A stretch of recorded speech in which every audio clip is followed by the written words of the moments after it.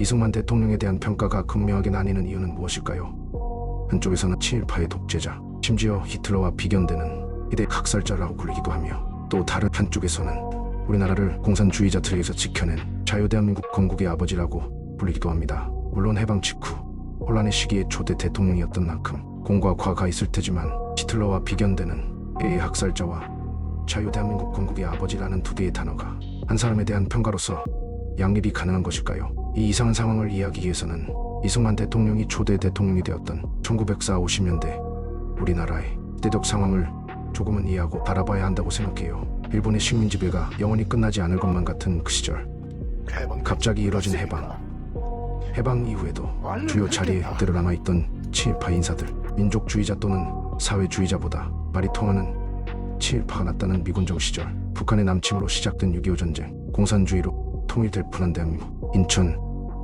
상륙작전, 중공군의 개입, 미국과 소련의 38선 듣기, 결국 분단된 대한민국, 말로서 다 표현할 수 없는 곤란한 시기. 오늘 소개할 작품은 바로 이 시대적 상황을 밀도 있게 그려낸 작품인데요. 바로 윤태호 작가의 인천 상륙작전입니다. 윤태호 작가의 대표작이라고 하면 이끼와 미생을 많이들 떠올리실 텐데요. 저는 개인적으로 윤태호 작가의 초창기 작품인 야후를 굉장히 좋아합니다. 야후라는 작품은 상품백화점 사건과 성수교 붕괴 같은 비극적인 90년대의 사회 문제를 작품에 담아내고 있습니다. 야후는 90년대 말부터 2000년대 초반까지 부킹이라는 만화 잡지에서 연재하고 있었는데, 소년 만화가 줄을 잃었던 그 당시 만화계에서 연 만화를 그렸다는 건 윤태호 작가가 얼마나 사회 문제에 대해 깊게 관심을 가지고 있는지 짐작해 볼 수 있는 부분이라 수 있겠습니다. 그건 윤태호 작가님이 당대한 역사 자료를 바탕으로 인천 상륙작전이라는 역사 만화를 그렸습니다. 특히나 그 시대적 배경이 일제 말부터 해방 전쟁 분단에 이르는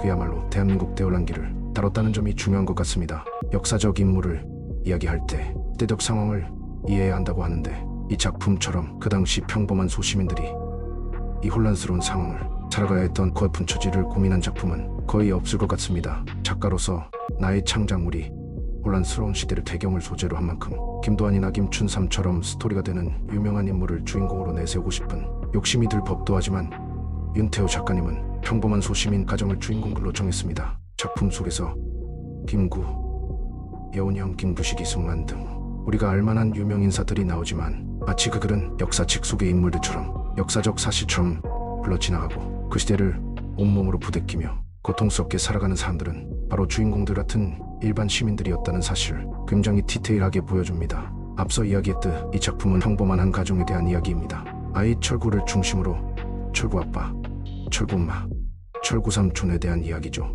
그 중에서도 이 작품의 메인 주인공인 철구 아빠는 가장 어중간한 인물입니다. 그는 배웠지만 버는 일에는 젬병이고, 세상 물정 모르는 양반처럼 앉아서 바른 소리하지만 결국 배고픔이라는 욕망을 이기지 못해 도둑질도 하는 모순된 인물이기도 하죠. 또한 돈 되는 일은 무조건 하는 자신의 동생 상배의 행동을 못마땅해 하면서도 언제나 그에게 의지하는 그야말로 소시민의 전형을 보여주는 캐릭터입니다. 그래서인지 이 격동하는 시기에 이리저리 휩쓸리며 온갖 고생을 하는 인물이기도 하죠. 어중간하게 하는 건 무식한 것보다 오히려 안 좋을 수도 있다는 말이 있죠. 까만 눈이 대부분인 세상 사람들 속에서 그를 읽을 줄 아는 철구 아빠는 그들보다는 배움이 많은 사람이지만, 그 위에 있는 사람들에게는 딱 이용하기 좋아 보이는 먹잇감 그 이상 이하도 아닙니다. 그래서인지 어느 것 하나 제대로 하는 거 없이 이리 치이고 저리 치이다 점점 더 힘든 삶을 살아가게 되죠. 철구 아빠는 주인공이지만 그의 행동에 무무지정을 줄 수가 없습니다. 바로 어중간한 우리 대부분 소시민의 삶과 닮았기 때문에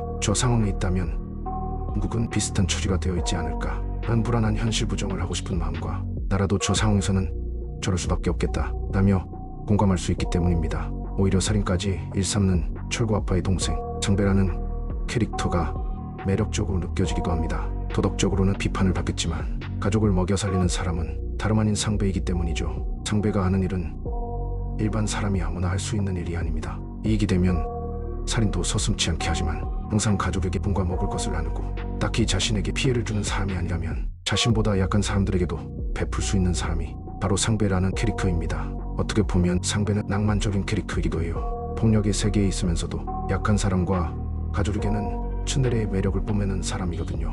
철구 아빠는 시대의 파도에 휩쓸리지만, 상배는 다른 사람 머리를 바다에 쳐 박고서라도 혼자 허우적거리더라도 앞으로 헤엄쳐 나가는 인물입니다. 하지만 시대의 바다라는 큰 파도 앞에서는 그도 낯 작은 인간일 뿐이지만요. 작품 속에서 철군의 가족을 통해 전혹하고 치열한 소시민들의 생존기를 보여줬다면 그 외에도 주목할 만한 캐릭터가 하나 있습니다. 친일파이면서 독립운동가의 자금줄을 태고 있는 처세에 뛰어난 인물 이상호를 통해서는 정치 권력이라는 것이 손바닥 뒤집듯 얼마나 손쉽게 바뀌는지에 대해 그 당시 정치 세력들을 철저히 묘사해줍니다. 김구냐 이승만이냐, 친일이냐 민족이냐, 국군이냐, 인민군이냐, 공산당이냐 아니냐. 극중 가장 처세술이 뛰어난 이상호라는 캐릭터도 그 당시 전국을 한 치 앞도 내다볼 수가 없습니다. 같은 독립운동가여도 각자 어떻게 독립을 할 것인지 의견이 다르고 사회주의자를 싫어하는 사람들도 실제 사회주의자들도 서로 섞여 누가 진짜 공산당원인지 모르고 말 한마디에 프레임이 씌워져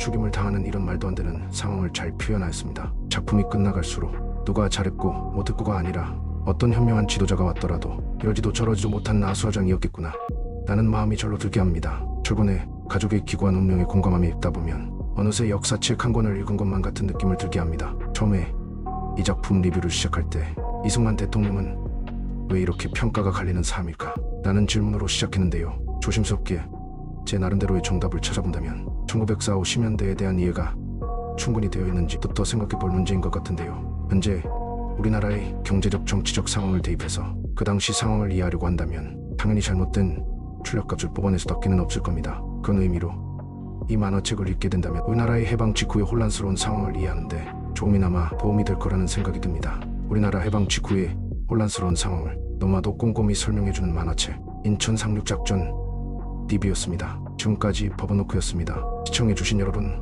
너무 감사합니다.